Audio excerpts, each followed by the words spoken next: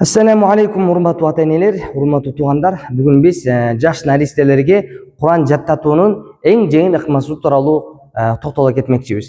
Бөбөктөргө Куран жаттатуунун эң жеңил ыкмасы алардын жанына отуруп Куран окуп берүү, Куран угуздуруу.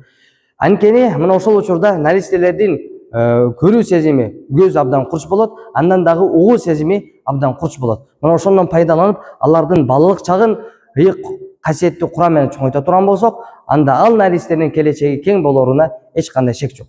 Эми Куранды кандайча угузабыз? Куран угуздуруунун, Куран окуп берүүнүн эң туура ыкмасы ошол наристенин, бөбөктүн өзүнүн ата-энеси окуп берсе, мындан өткөн чоң пайда, мындан өткөн бир жакшы ыкма болбойт.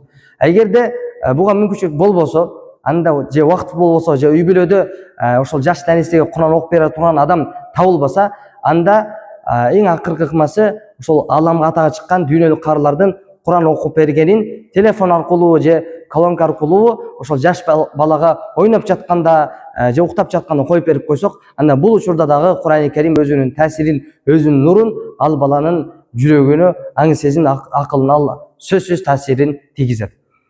Эми ошол жаш наристе, жүрөгү таза наристе жаш кезинен, балалык чагынан Куран окуп чоңое турган болсо, кандай пайдаларга жетет? Албетте пайдалар өтө көп. Ошонун эң эле биринчиси, Куран өзүнүн нурун сөзсүз баланын жүрөгүн нурлантат. Анткени баланын жүрөгү таза нерсе, жана ошол таза нерсени тез эле өзүнө сиңирип алат дагы, ошол Курандын нуру менен жаш баланын жүрөгү нурланып калат. Жана ошол Куран өзүнүн ичиндеги берекелер, жакшылыктарды ошол жаш баланын жашоосунда, анын үй бүлөсүнө сөзсүз пайда болот.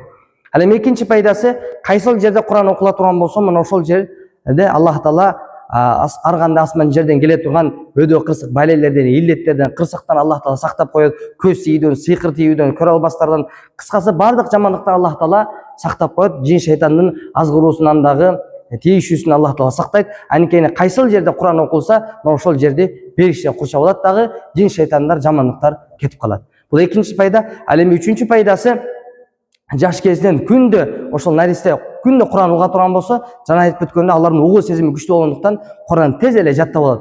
Жок эле дегенде жатташына абдан жеңил болот. Ал эми эгер жаш кезинен наристе Курани Керим толугу менен жаттап алса, анда бул наристе иншалла келечекте көптөгөн илимдерди алуусуна, элжерге кызмат кыла турган, ата-энесин сүйө турган, жалпы адамзатты туура жолго баштай турган бир илимпоз, алым кары болушуна эч кандай шек жок. Мына ошондуктан урматтуу туугандар, өз балдарыбызды, наристелерибизди, неберелерибизди, инилерибизди алар жаш деп койбостон, жаш кезинен аларга Куран жаттатуунун аракетин кылыш керекпиз. Негизи ислам тарыхында, дүйнө тарыхында эң жаш кезинен Куран жаттаган бул Суфьян бин Уяйна деген чоң алым өткөн. Бул алым 3 жашында эле Курани Керим толук баштан аяк жаттап койгон. Мына ошол жаш кезинен жаттагандык үчүн өз заманында теңдеш жок алымдардан болгон. Мына ошондуктан урматтуу туугандар, жаш балдарга ар кайсы мультфильмдерди же болбосо ар кайсы музыкаларды жана башка нерселерди коюп берген ордуна аларга Куран окуп берсек, аларга Куран угуздурсак, анда ал бала келечекте жана айтып өткөндөй